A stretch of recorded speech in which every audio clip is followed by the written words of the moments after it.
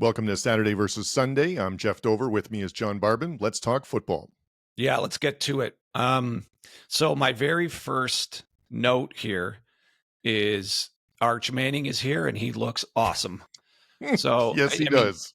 this game itself obviously is a sort of a nothing game given who they're playing, but the significance of him, first of all, of Ewer's injury, I don't know how bad that's going to be. Do we have any information on it? I just heard it was an abdominal injury. That's all I know. Obliques can take a while if it's anything to do with an oblique. Well, and some of those are really difficult, but finish your thought there on Arch Manning. He looked amazing. I get it. UTSA is not a major challenge. It's not like they were up against Alabama or something, but he came in and he looked how you expect a top team with a top quarterback to look. In contrast to other teams who lost their starter and things completely fell apart with the backup.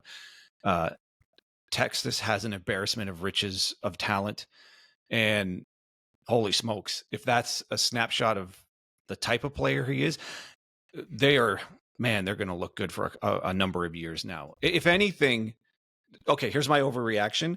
I think they've, given what happened with all the other top teams, I think Texas, there's two teams now that have separated themselves, and they're both UT, is Texas and Tennessee.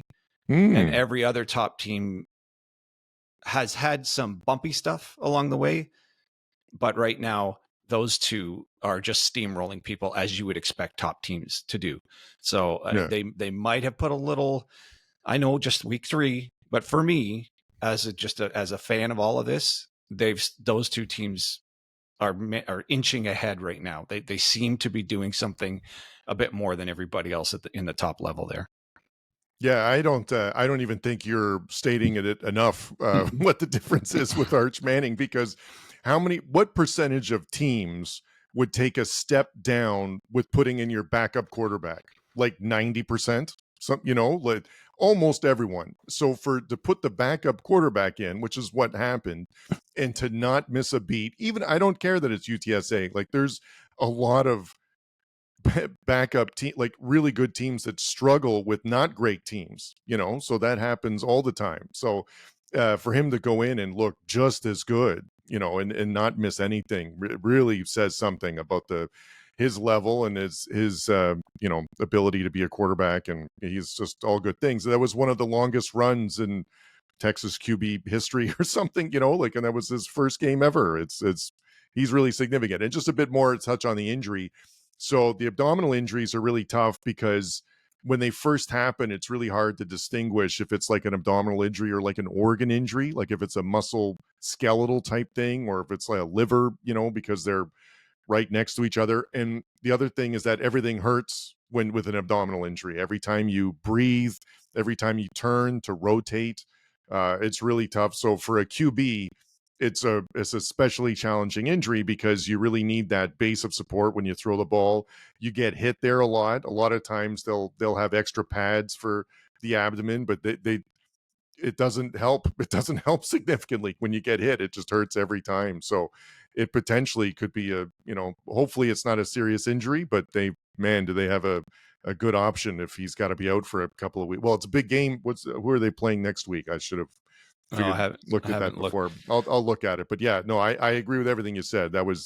That's a pretty big statement, even if it was UTSA. And I joked about that game in our preview show, that was the primetime ESPN game, and what a dud it was at 7 p.m. at Eastern to have Texas UTSA. But I was wrong about that because there would have been a lot of eyeballs on Arch Manning.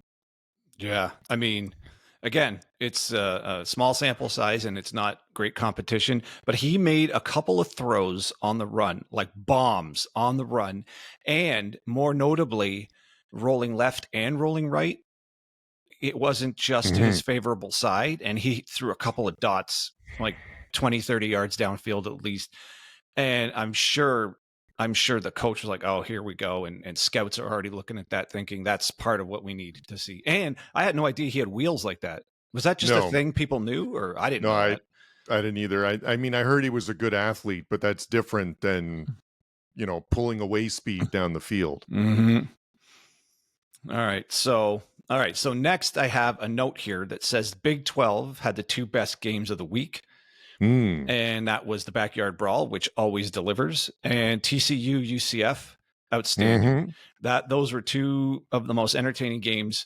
We'll get to UCF right here. They came back down 3 touchdowns in the third quarter, and came all the way back and won. That was super fun to watch. I mean, I get it. There's not as much defense, but as from an entertainment standpoint, I don't know how you get much better than that. TCU's QB Hoover had 400 yards, 4 touchdowns, and those offenses, when they get a chance, they speed up. Like, they really go. They both, when they get into a rhythm, or I guess the coach have certain patterns where they know they can speed up. It's just fun watching 2 offenses that can click, can find guys open, and then can move the ball almost at will for moments. And I don't know if it's an indictment on the defenses as much as it was this really well-run offenses. So that game, that game was pure entertainment front to back, massive comeback.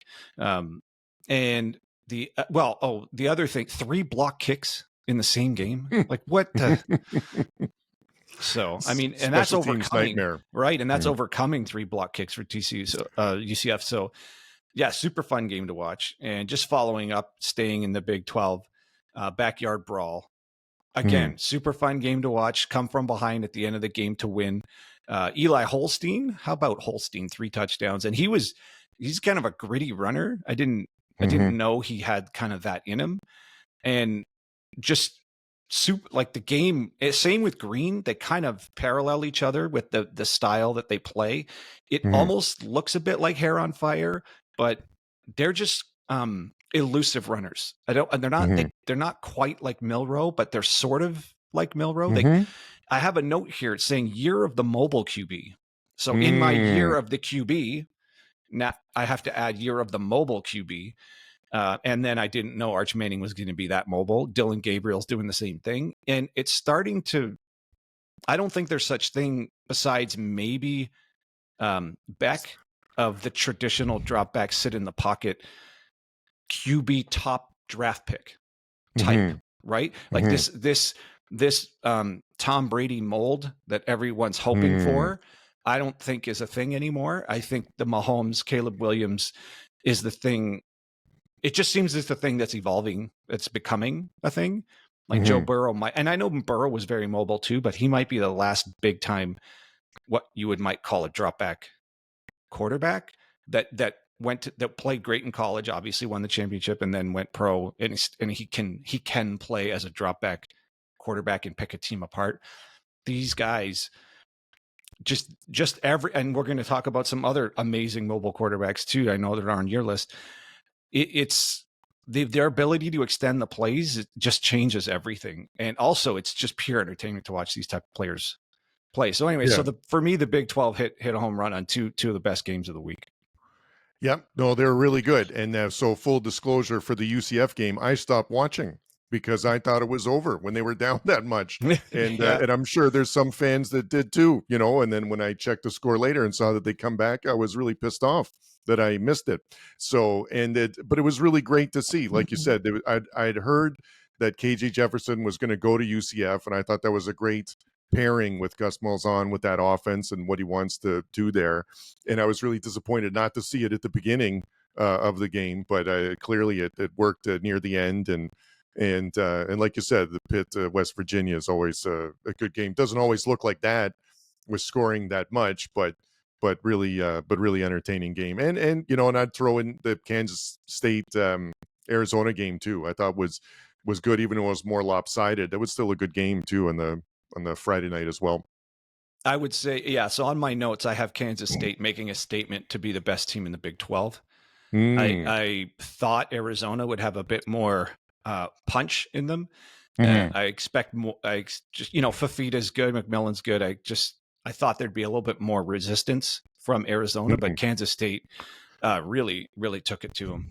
And here's my note on Kansas State. So you mentioned this last one of the last episodes of like how characteristics with some teams, sort of Notre Dame has had this characteristic of, sort of a good defense, but not getting a great quarterback for some time, or the Bears are like that in the NFL. K-State has looked the same to me for like 20 years. A competitive team, very well coached, not super athletes that necessarily jump off the page. Like they have overall team speed, which is really good, but they don't have those monsters, sort of 6'5", 300-pound people that move like you see a lot in the SEC. But then they always get pressure. They always have a good defense. Everyone's in the right position all the time. I really enjoy.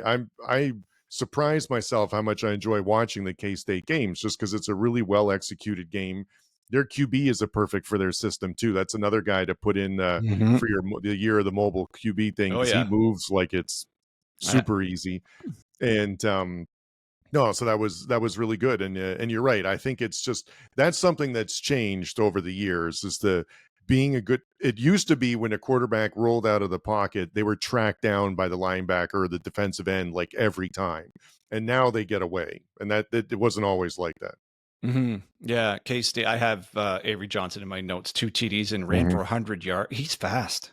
He is. Yes. So these guys are all good open field runners. Yeah, it's just, Yeah.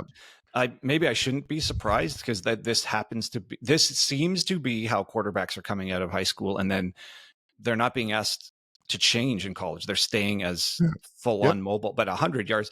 And yeah, so it's just that, that team to me made the statement that they're the best in the Big 12. So now, again, we've only got 3 game sample size. Not a lot of the big matchups have happened yet, but right now it looks like they would be the favorites. Yeah, no, Arizona's good. Like Arizona has a really good QB. That the wide receiver they have, I can't remember his name, but he was unstoppable. But they still took it to him. So that's going to be would have been one of their biggest competition, the Big 12 this year. So it's a real statement win. All right, what do you got? So I set to record the LSU South Carolina game, and what I got instead was the BC Mizzou game. So really upset about that in the beginning, until the LSU South Carolina game was so popular and went for 4 hours and was shown in every highlight show. So I ended up seeing a lot of it anyway. So that worked out well. But I was really happy that I ended up seeing the BC Mizzou game, because it was a really good game. It was wasn't necessarily on my radar going in before. But 27-20, again, the BC quarterback is awesome. He's in your mobile quarterback. The way they use them is really good too. It's sort of one read, and if it's not there, then you take off, which is a perfect way to use them, because you're still emphasizing the pass, but then also maximizing the amount of times you run with the QB.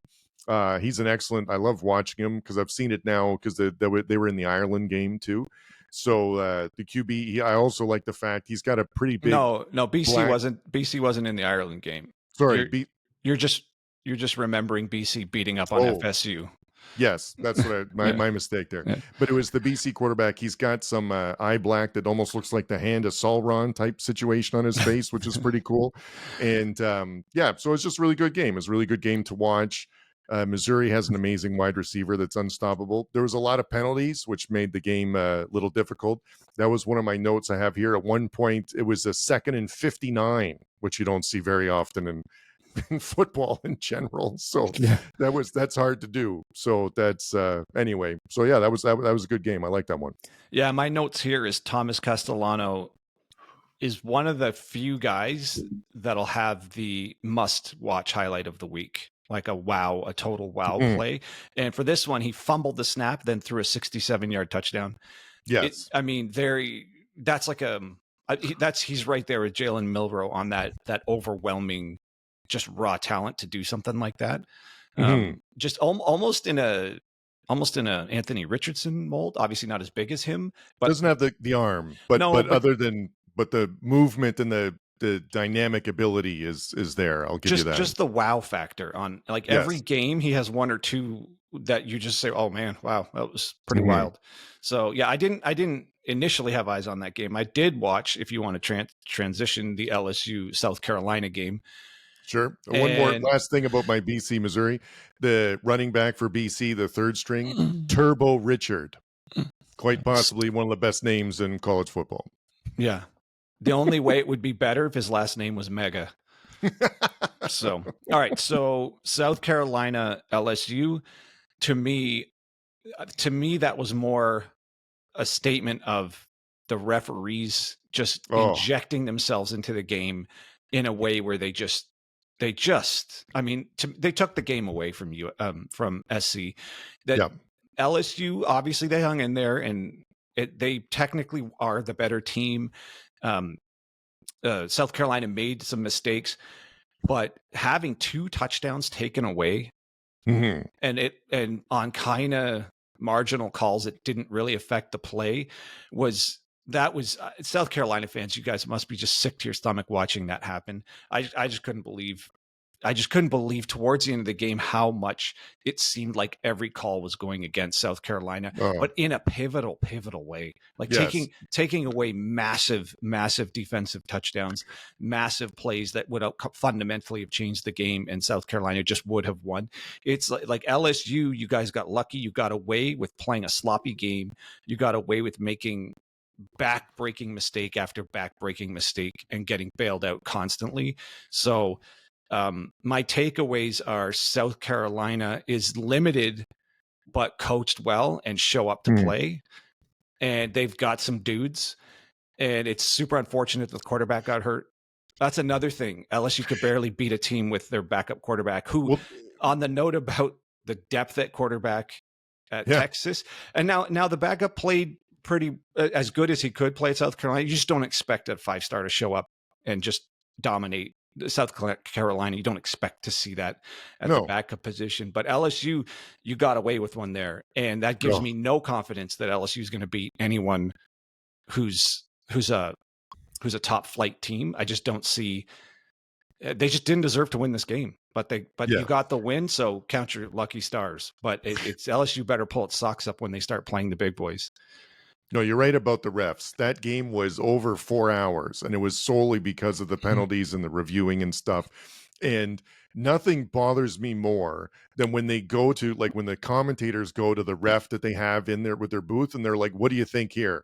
And the guy's like, "You know what? That doesn't look like targeting to me." And then they go in the field and they're like, "Yeah, that's targeting. We reviewed it and it's targeting." And I'm like, "What's going on?" Like, it's clearly who's like the reviewer that you have that's looking at it. Like, it was unbelievable. So it's I mean, again, it's a really hard job. I get that. It'd be really hard to be. I would not want to be a ref having to make the calls, but it's crazy that when they have someone with like 15 years reffing experience whose sole job was to be a referee, and they're like, "This is what I see," and then they review it on the field and it's different. It's unbelievable. And it's just that for you hit the nail on the head. South Carolina fans have to be sick because they South Carolina took it to them.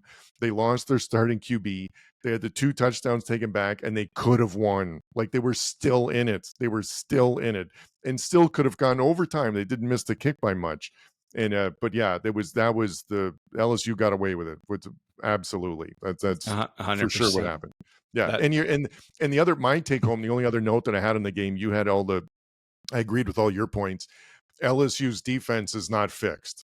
That's the other thing. Like, nope. that it's scary, when the only time I get nervous watching a team on defense is when you can't stop the run like that repeatedly, and then because then that sets up everything else. And so when they struggle that much, they give up that many rushing yards, that's not a good sign. And speaking of can't stop the run, Georgia, what on earth are Ooh. you doing? Santiago, what the hell is going on there? Uh, they should have lost that game. They got Yes. beat. They got beat pretty much in every phase of the game. And save for maybe they could pass the ball a little bit better, but they Yeah. just full on got beat up. So, and Yep. remember I said, is Kentucky going to put Georgia on roller skates? Maybe they kind of did. It was, Yep. they just got whipped on the line. I mean, okay, let me say another way around. Georgia's defensive line is really, really good, but Yes. but they're they really didn't put up the resistance you'd expect a number 1 team to do against Kentucky. Kentucky seemed to be able to just impose their will. The coach inexplicably started calling passing plays at the end of the game when they could have maybe iced the game if they just kept sticking to the run. Kentucky fans, I don't know. I'm sure you're frustrated when they just went to 2 pass plays in a row when they the way they were running. I just go all 4 downs running and just Yeah. hope for 3 yards per down. It was I mean, they outrushed them, the time of possession, the third down conversions, every stat except for that awful fumble. Mhm. That's No, and that's the main thing that went wrong for Kentucky, and they still were in a position to pull that game out if they just stuck to their game plan. well, and I felt the same way. Like it seemed obvious that Georgia couldn't stop the run, and it was it's one of those things where the running plays were always working, but even when they they got hit sort of 2 yards into the run, they would still fall forward for 4 to 5 yards like that. So the worst run was always sort of 4 to 5 yards is what it felt like. And that's the sign when you lean on it even more, like you're not, it's always positive yards. It looked like when they were doing that. I mean, I could just imagine as a play caller, you try to throw them off or you think like this is, a good time to pass, but man, it looked like the running was working. And I don't know why you would stop that either, because what they can't overcome is a 3rd and 10 or a 3rd and 8, right? Like and then you're right. That is the defining difference in that game is that Georgia, when they needed it, the Beck had like a 25-yard completion down the seam, Mm-hmm. and Vandergriff couldn't do it. No. That's for Kentucky. So that was the difference. I wanted McGriff to look better. If he played a Vandergriff. bit better, they would have been better. But it's he's also still new. Like he's like a 5th or 6th year player now, but he hasn't had a lot of starting experience, and this is where it sort of looked like that today. So the talent wise, like he's got a bit of a long delivery, it seems like to me, but the arm strength is there. But yeah, that was another one that not quite like like LSU escaped with a win with South Carolina, but Georgia, that's in this similar category, that they escaped the big checkout line at the Kroger Field with the win. Yeah, Vandergriff definitely held the ball too long and takes too long to throw it. He was completing some passes in the first half, but in the second half, either whatever was going on, he couldn't. The Georgia pass rush got there so quickly, and that Yeah. coach to me was stubbornly thinking he could keep calling pass plays where Vandergriff barely got to his spot, and there was already a Georgia player or two right on top of him, and I don't know if it's a misplaced sense of confidence that he could hang on to the ball and find a guy open. And he should have, the whole one read take off thing, he should have had that hammered into his head. You have right now, second half, Georgia's coming. You have about 1 second. And if it's not a short read, get out of there.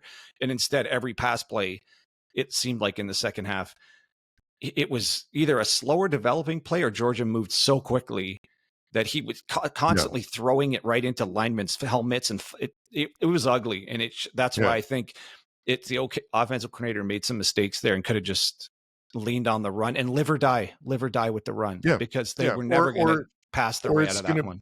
Or it's going to be like a quick slant where you're like, you get it out quick or something, like, because but you're right. It's fascinating that when the defensive lineman has a hand on him and he starts to throw the ball, that's almost, I can't imagine that's what are you doing? Like, no, that's not going to, it's not how that works. No, it isn't. And but that to me, it feels like that happened multiple times. And Kentucky, there was it number 11, I think, it was one of the linebackers or defensive backs or something. It was an absolute monster. Had 3 tackles for a loss and was just like that. That was, again, South Carolina and Kentucky. They're not exactly, I wouldn't say the doormats of the SEC, but not necessarily the perennial favorites. But boy, did they have talent on those teams. Like the size and the speed can hang with anybody, and that they're not going to be walkover. And you're right about Beamer. People probably don't talk about that enough. That team was, and Kentucky, right? Both those coaches have those teams ready to go, and they're not, blinded by the spotlight or anything. Like they were ready to play, and they both of those teams could have won those games. How good's the atmosphere in South Carolina? Oh, it's unbelievable. That was one of my favorite parts from the day, because I think it was on Fox, the Alabama-Wisconsin game, and they were talking about how the crowd was really in at Wisconsin, and then the announcer, who just does Big Ten games, said, yeah, but have you ever seen a game in the SEC? It's just crazy. Like, and he was, you know, which I can't believe he said out loud, but it's true. Like, it's really true. Like, you tell me that the environment in South Carolina and Kentucky were excellent. 100%. Like, I'd put South Carolina, for as far as a home team bringing it. Now, I guess they had game day, so they might have brought it a little bit extra. I put that top 5. Like, you can't beat as a TV product for how good the crowd was and how wild that. Now, they were having a game. I mean, they had every reason to be cheering the whole way through. But I can't see what atmosphere is any better than that. It's on par with the best. And it was not exactly the best weather. Like, it was rainy at the beginning. So it's, you know, that crowd was, really good. Mm-hmm. So the next one on my list is the Bama, Wisconsin. So the couple notes here is that this is the first time that I remember Bama's offense looking like Tennessee now. Like, they look similar. They're going at a quicker pace. It's a spread out type of offense. The focusing on Milroe's running, but they've got some receivers. It's really sort of putting the pressure on the defense from all different places. I can't remember the last time I saw Bama, even when Tua was there. And for Bama, this is the most I've seen it look like that type of offense, which was really interesting. And then the injury to Tyler Van Dyke, it was he didn't get hit. He sort of grabbed his knee before he went down. And it's interesting to see how the commentators are becoming, you know, I think everyone in general is becoming more aware of injuries and how to describe them, because the thing I heard the most was the non-contact injury, which is injuring, because in some of the injury, like epidemiological studies, that's how they separate them. It's into contact and non-contact injuries, because non-contact injuries, there's a line of thought that they're more preventable, right? If you worked on strengthening or range of motion or something, or proprioception, that'd be a way of reducing because it's, you know, but there's not, you're sort of limited in what you could reduce in a contact injury, because it's a contact sport. So you're going to have contact and you're going to have contact injuries. But I'll be surprised if it's not an ACL the way that he looked and this violent contraction of his quad. I hope it isn't, but that's what it looked like on it. So yeah. Are non-contact injuries by definition typically worse?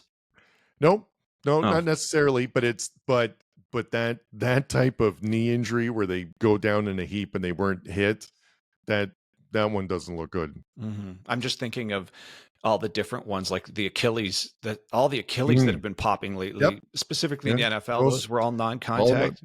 I mean, Dre Greenlaw blew his just running onto the field, and Kyler Murray blew out his ACL just running. No one touched him. So I don't know. Maybe I have a biased memory of non-contact injuries in the last couple of years being catastrophically bad like this. No, you're right. Those are all really bad ones. Like, but in the contact injury, those are also concussions and like fractures and things like that. So those are So those are the, you know, where you're just not surprised when someone's out for a really long time with that. So Milroe, holy smokes, 5 touchdowns. This was my fear. I was talking about this preseason. I'll review my completely ridiculous notion that somehow, now that Saban's gone, Alabama's out of the picture. So dumb, just so dumb. And now, you know, their first 2 games, they didn't do the Alabama thing where they just steamrolled people, but holy smokes, now they're looking like it. And that's put it this way, after Georgia's terrible performance, LSU sneaking by, Alabama looks all of a sudden like the class of the SEC, which is, here we go again. It's Alabama. It's Alabama's conference to lose, as it were, after week 3 overreaction for everyone. I mean, if you just took this as a sample, I mean, Georgia just has a bunch of work to do. I don't know what happened. Like, really, I don't know what the analysis of how weak of a game that was for them, but compare that to what Alabama did to Wisconsin. Because I would think on paper, I would think most people would have viewed Alabama's competition at Wisconsin and Georgia's competition at Kentucky as like, they're sort of up against the same sort of thing, like a middling team in the Big Ten and a middling team in the SEC.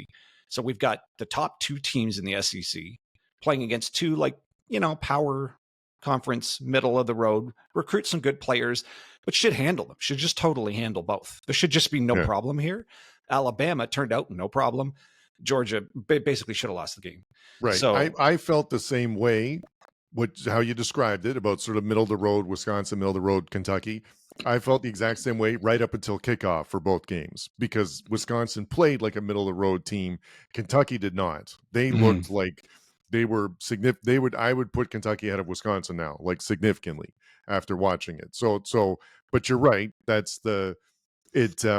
It was, and Wisconsin lost their QB early, and it was clear that the backup was going to be struggling too in that one. But yeah, it was, Bama and, Tennessee, they held serve, this week, and we'll need to see a bit better matchup going forward to see what it's really like. Speaking of Tennessee, that was 64-0 at the half. Is a bit much, but luckily they took their foot off the gas in the second half, because I think it only finished 70-something to and it's 0 not, or whatever. It's not like they were pushing it down the field with Nico a lot. Yeah, no, it was just putting the other team. I don't know. I wonder if coaches sometimes know that they have to make a national statement and like, come look at us, like the whole seeding for the playoff thing.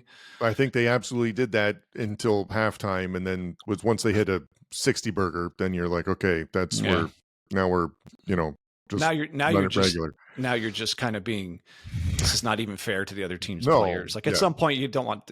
I mean, I get it; it's competitive, but you take your foot off the gas. Yeah, that was it. I think they did it fine. I mean, you could have made the argument if it would have stopped at like 50-something, supposed to, but that was all done in the first half. So, and then the second half was played like it was like it should have been. So yeah, it's reasonable to play it all out first half, no matter how bad it gets. I mean, we're only talking about half a game.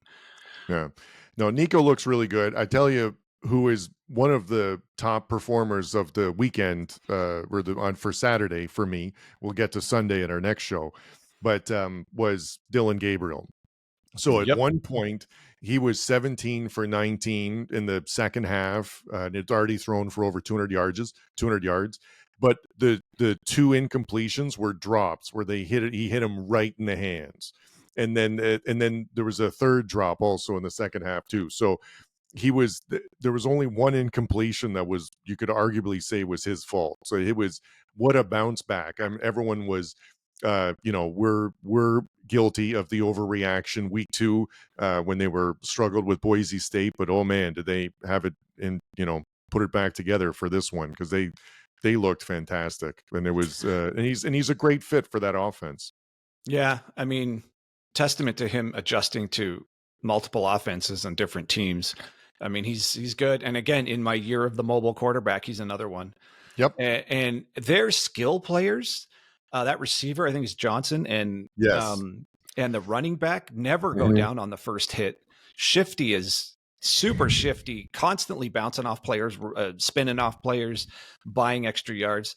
It kind of reminds me of when Oregon became a powerhouse under Chip Kelly, and it was just all go, and there was skill all over the field, and it just seemed they just always seem to be moving forward even after contact. Nobody really pushes them back on the first hit, sort of thing. Just elusive looking players. That's fine. They finally put a game together that made just week 3, but against, Oregon. A good team. It's a good team. Another Oregon State. Yeah. Yeah. Oh yeah. Another similar game as Georgia, Bama. Now them top teams expected to be in the playoffs, maybe even expected to be in the top 4 on the road against what's supposed to be at least a good team, and Oregon finally took care of business, like for real. Mm-hmm. Yeah. And they were in control, and it's a really good balance of physical nature of playing, but also skill on the outside. It's, this looks like the top 10 team that we thought at the beginning of the season. They just didn't quite look like it last week, but they did this week. I guess I have. Okay, so let's move on to Colorado.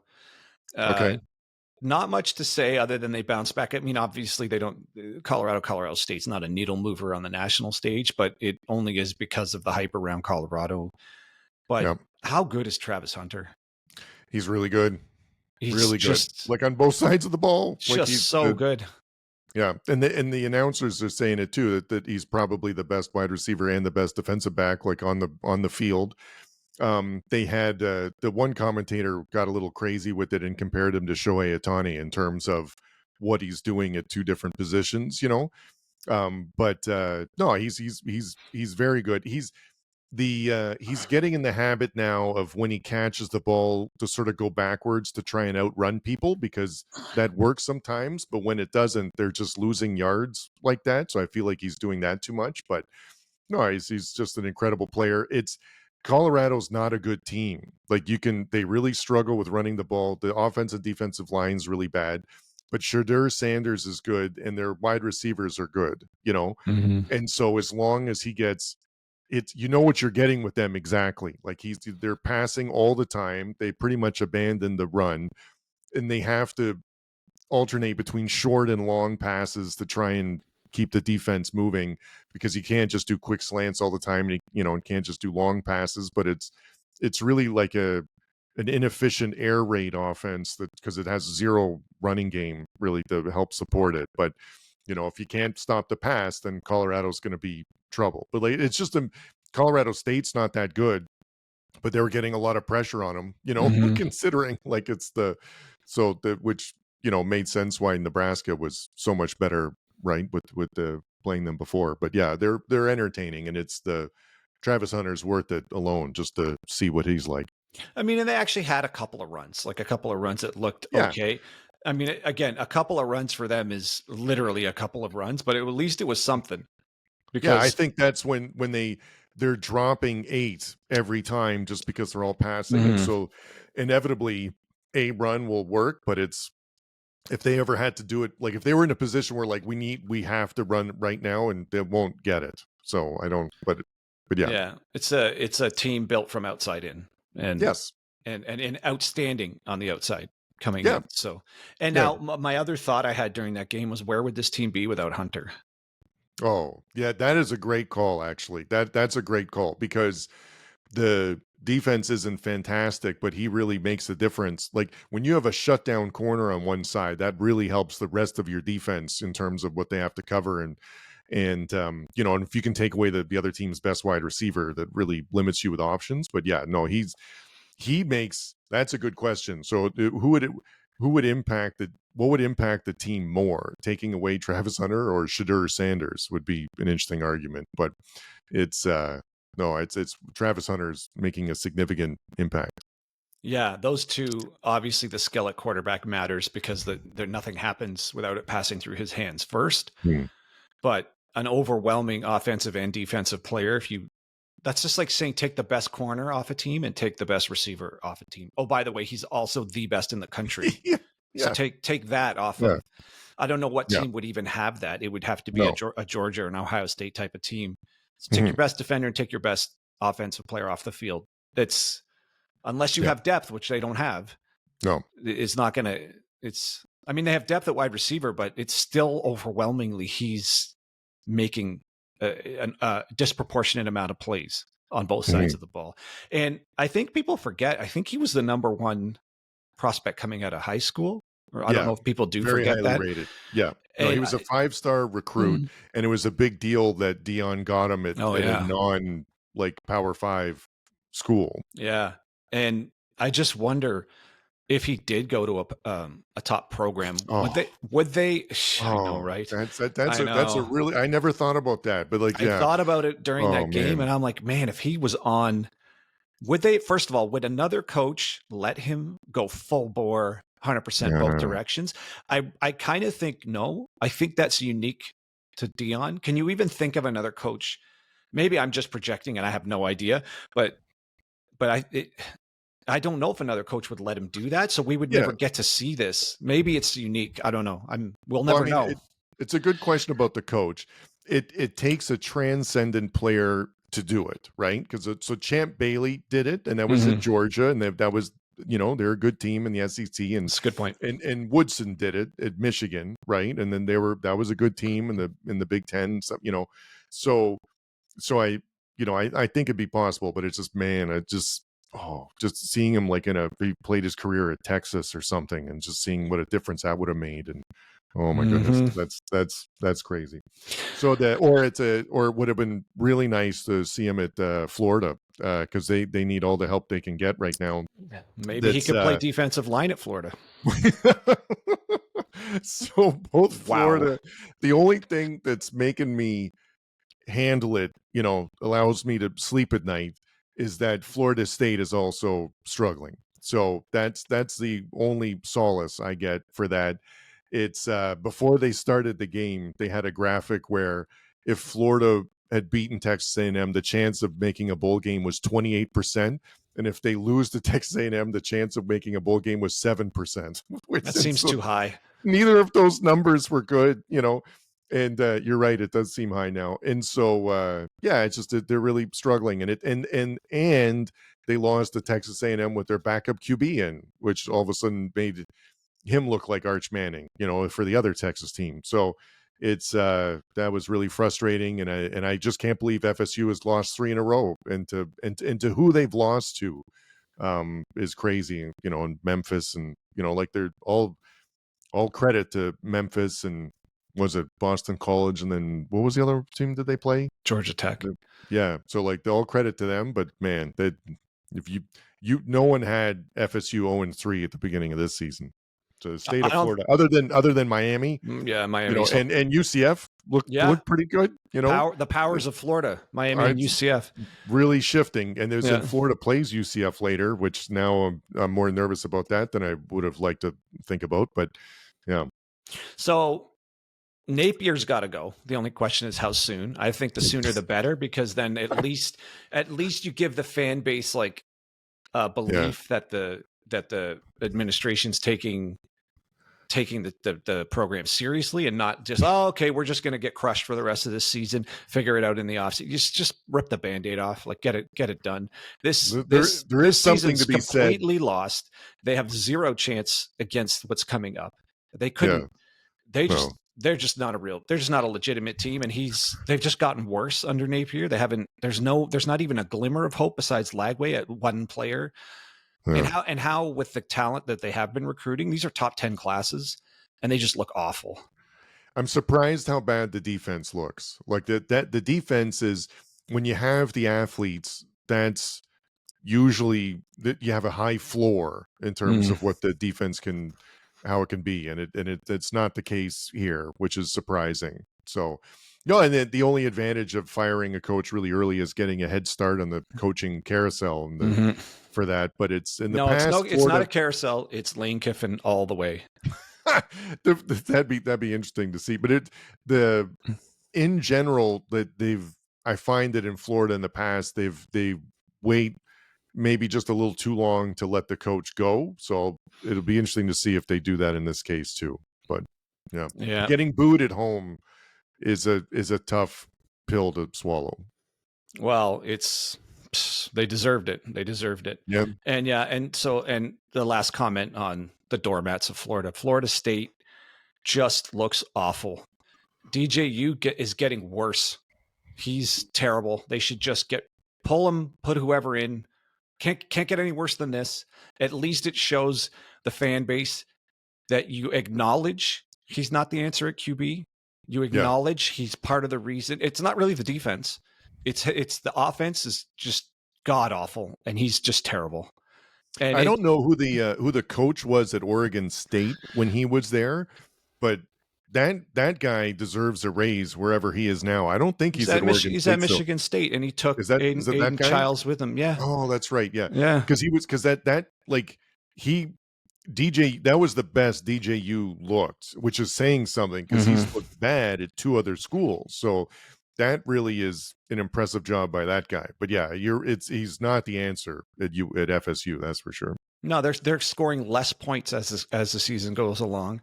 I can't see how the defense can stay motivated.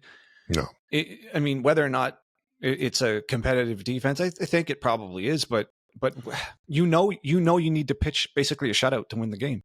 Yeah, at home too, man. Just such a loss to BC and Memphis at home. Is there a less interesting end of season rivalry game than FSU UF? Can you even think of one that'll be more pathetic than that?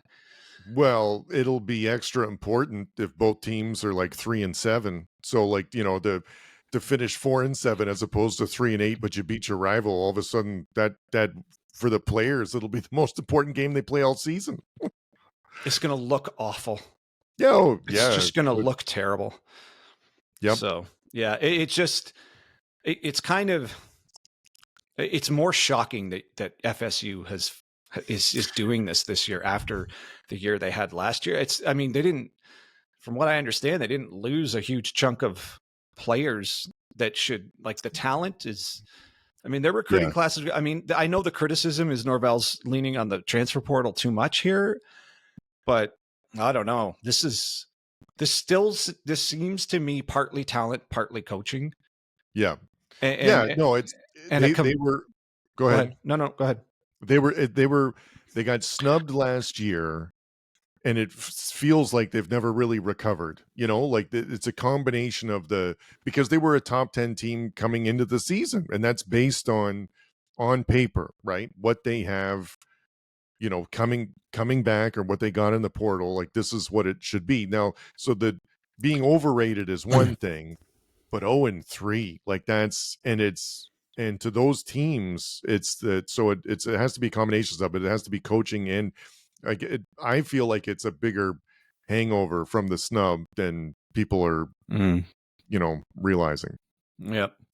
Well, I have a couple other notes here. Just fire away. A couple of get right teams. Notre Dame finally showed up and had a get right game. Indiana Hoosiers. How about you? Take a bow. Is that team more powerful than we think? Yep. I think that they have to be on the radar from now on. Everyone was saying UCLA was going to struggle this year, but it was Indiana looked good. So hats off to them. Just blasted them.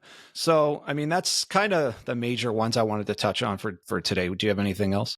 No, that was it. The only other thing I forgot to mention when we talked about the UK Georgia is that it was almost 10-0 UK, and then they had a touchdown called back.